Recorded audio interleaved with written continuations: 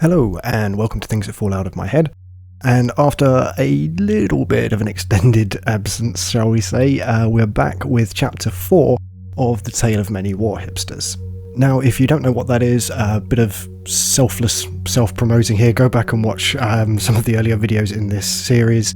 I explain it all in a better detail there. But what it boils down to is this month I ended up painting my first full-size Imperial Knight.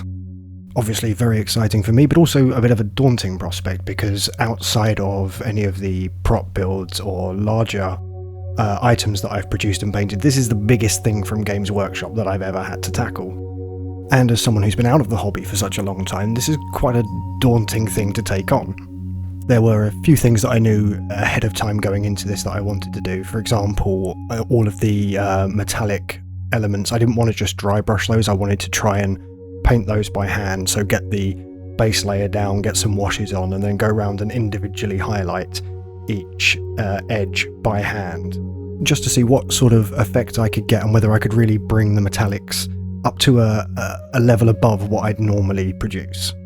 Normally while miniature painting or even really painting something bigger that I've built, it always came down to some degree of dry brushing when it came to the metallics, whether it's a particularly heavy one that then gets finer so you can build up a little bit of interest on the surface, or in the case of miniatures, just going around with increasingly brighter silvers, in this case silver, to sort of define those edges. But I thought, no, I'll give it a bit of extra time and attention here and go around and individually highlight each edge.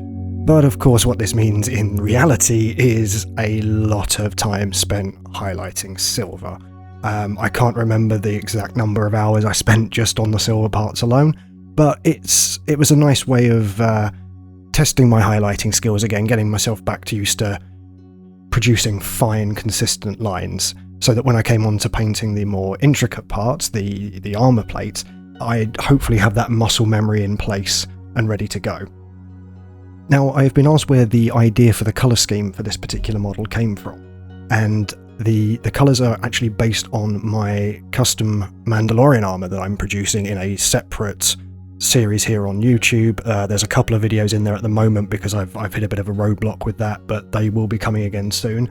And the colour scheme of that armour was in turn inspired by a piece of concept art for the Mandalorian TV show. It was an old colour test, I think, just trying out how these things would look. And I really liked this sort of funky turquoise colour, alongside the dark blue that would make up the rest of my armour and therefore the rest of this knight's armour.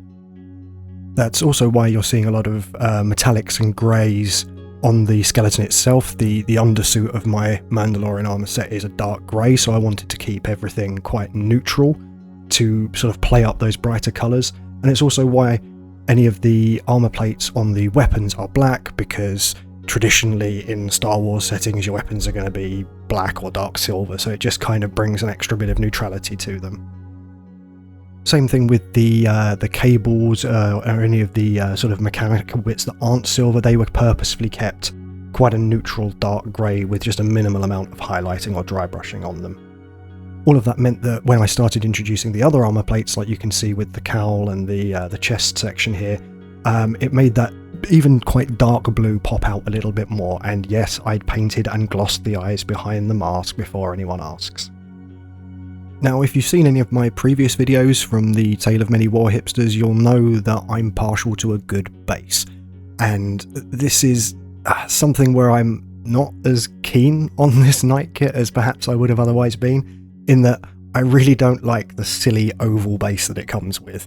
I see why. It's just, to me, something that is off-center or tilted a certain way means that you're more likely to pose the model in a certain way, and I think that's quite limiting, especially if, like me, you like your robots or giant mecha to be sort of face-on, because if you do that on a tilted oval base, it tends to look a little bit off, in my opinion. So you saw it a little bit earlier here, I ordered a large 160mm plastic base from Games Workshop, but when it came through it was incredibly flimsy, it didn't sit straight. I don't know whether I just got a bad one, but I wasn't happy with that either.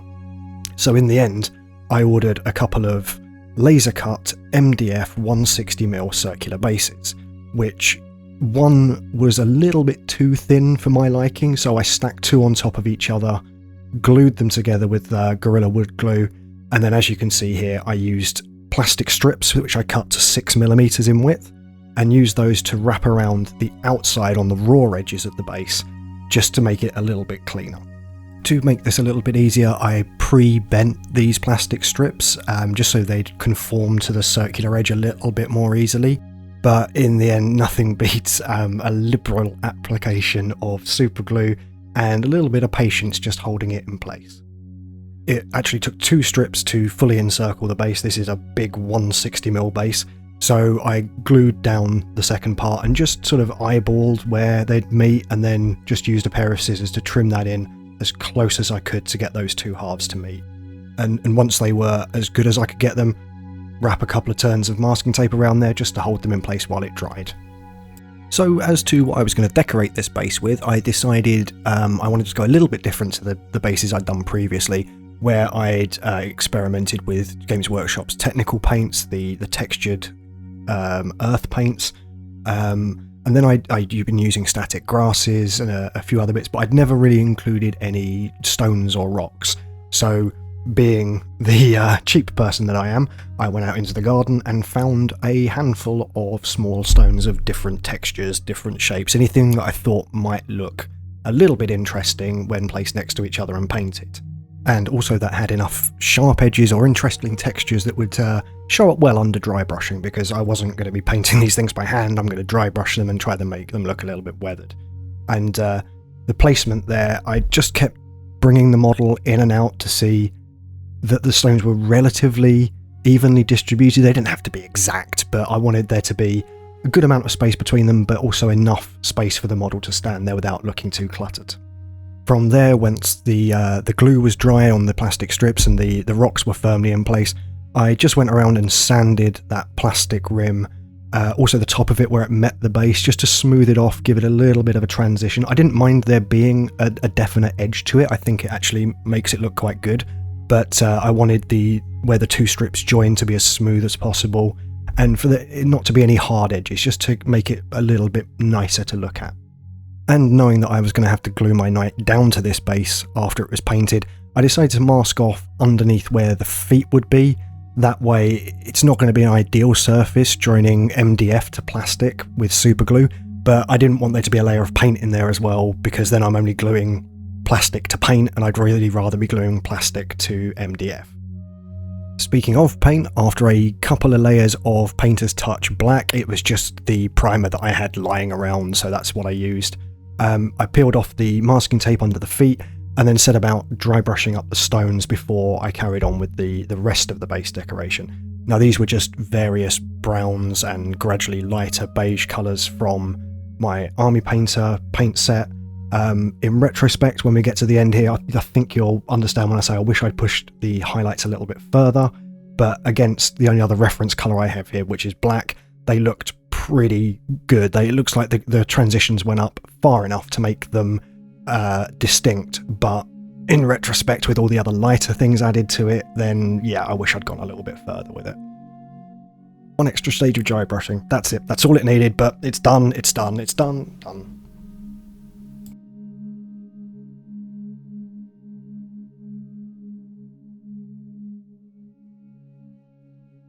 So onto the fun part of the basing. I say fun in air quotes that you can't see, because I really enjoyed this process of basing, but I imagine this is going to be infuriating to a lot of other people. But I went with a technique I'd used previously, which was basically to cover the entire base in static grass and these little flowers and all these sort of basing materials. I've said it before and I will say it again.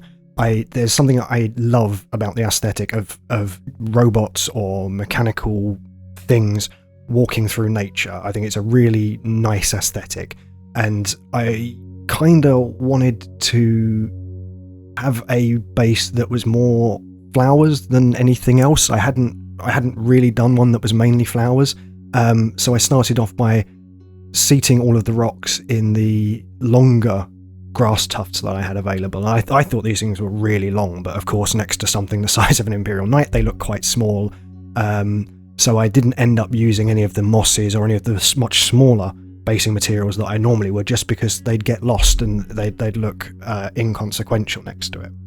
So the thinking behind how I'm going about this was I picked a fairly neutral colour of flower, something that wouldn't detract too much from the model itself, and I ended up going with what I initially thought was going to be a very bright purple flower, but it came out more sort of pastel-y when it arrived, and that's fine because it gave me a nice neutral-ish colour to play off against the greens, where I could just dot in some of the brighter red, the yellow, the white flowers, and all I'm really doing is going through and filling most of the space with the purple and then just interjecting a little bit of other colour in there. There's some dark blue flowers in there as well because I thought it looked nice against the dark blue of the night itself, but it's just trying to create a little bit of interest without making it look too stripy or like there's random patches of anything in there, which it's definitely the case in some of my other bases I've done. In fact, in videos in this playlist, I've actually gone back and changed things, taken pieces out and put other pieces back in just to kind of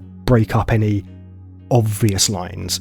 And once the majority of it was done, get the knight on there, glued him down, and then I started the very difficult process of filling in the gaps around the feet. I should have probably glued him down a lot sooner or earlier in the process. That would have made it a lot easier to get in there and build from the feet out rather than having to build into them with all of the grasses, but a bit of patience and we got there in the end. I've had people ask me how long these bases take to make, and obviously from the time lapse you can't tell. This is just sped up to something that's mildly more entertaining to watch. But I think from applying the rocks, painting them all, starting on the grasses, getting the knight on there, and then filling in all the gaps, I think this took me about 2.5 hours all in. So it's not as long as people think, but if you're not the kind of person who wants to sit and glue individual clumps of grass to a piece of MDF, then 2.5 hours to complete a 160mm base is probably not something you're going to enjoy. I, on the other hand, love it, and I was really pleased with how this came out. I think the colour distribution was pretty good. The edge of that base did get tidied up a little bit more with a pair of scissors, so it wasn't quite as fluffy and uneven.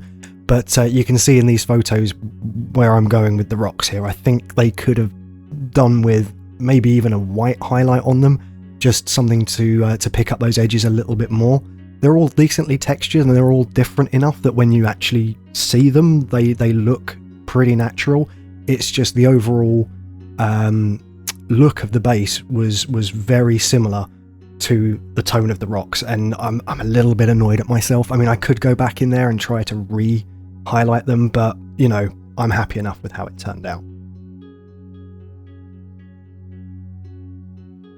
And we're getting very close to this thing being done now. You can see I've got the leg armour in place with those little spot yellow and the continuation of the turquoise blue, just to sort of bring the scheme together, but give you little points of interest.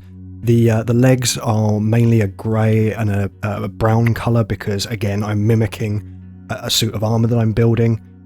Even down to the top plate here, I was going to go for something a lot more extravagant, but my Mandalorian flak vest is a beige colour with blue armour plates, so beige and blue it is.